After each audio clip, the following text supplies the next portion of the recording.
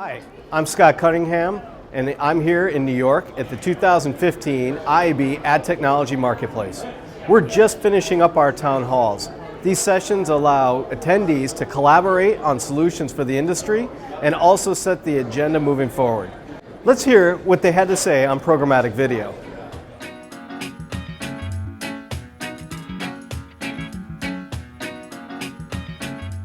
For me, kind of a couple of the interesting takeaways were, firstly, incredible alignment in terms of the definition of what does programmatic actually mean, which is a great thing. So people were saying it's about how do I better use automation to improve the efficiency of the buying and selling process, and how do I better use data to improve the intelligence of the buy and increase the value of my inventory. So relative to 12 months ago where everyone was talking about it's all about real-time bidding, which is not a great thing for the premium guys who have scarce inventory. That was a good takeaway.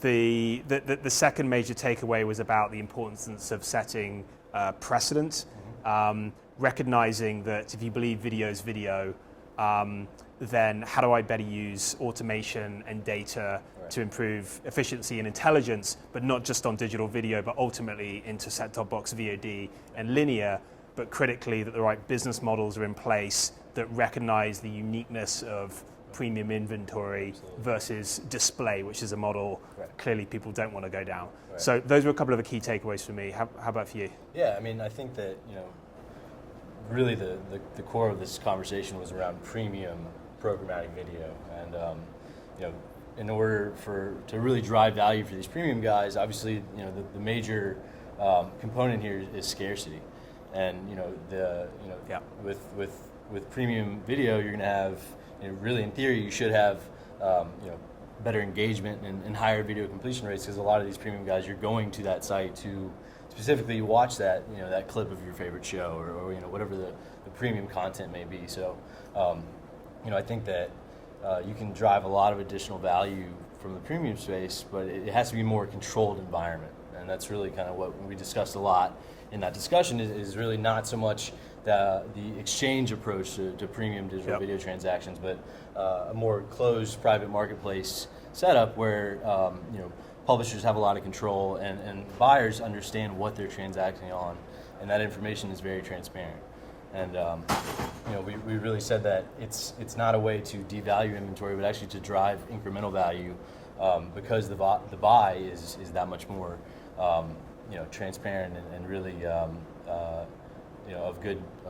great content and nature. So yeah, I think there was definitely a common theme between the buyers and publishers in the room, that they both want to do more with each other in terms of leveraging technology to express supply or express demand, or leverage technology to use proprietary data, whether that be the buyer's data or the publisher's data, but there are still incredible walls in the way because of rightful fear concerning, do I maintain control of my inventory? What about the protection of my data?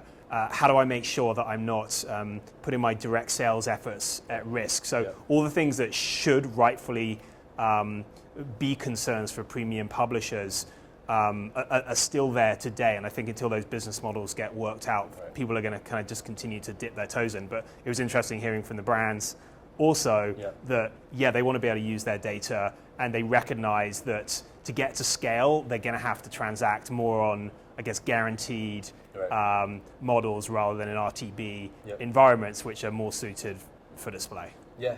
I mean, I think that anytime that you're, we need a set standard of information that's being passed, from premium publisher to DSP or however this is being evaluated, and obviously the RTB protocols are helping to put that in place.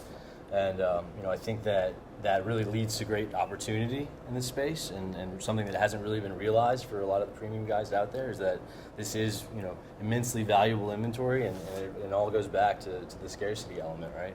If there's only a finite amount of this stuff out there, then obviously it's going to garner higher revenues, and I think that as we continue to evolve this space, that's going to be realized. and obviously the power of first-party data and some of the stuff that these publishers can unleash into the marketplace, and things that advertisers aren't going to be able to find elsewhere, is going to drive great efficiencies, through the life cycle of the programmatic advertising. Yeah, and that was to sum up, it was like automation to drive efficiency, yes, a good thing. Right. Use of proprietary data sets, yes, a good thing. Right. But all of those things have to be executed under business models that recognize the rules of scarce premium video. Right. If you can get all those three together, that's a great thing. But I think that the room felt we're very, very early days, and people are putting their toes in the water and just testing things out. But making sure the right precedents are set now, as you start to look at a larger pool of inventory that rolls into set-top box and linear. Right.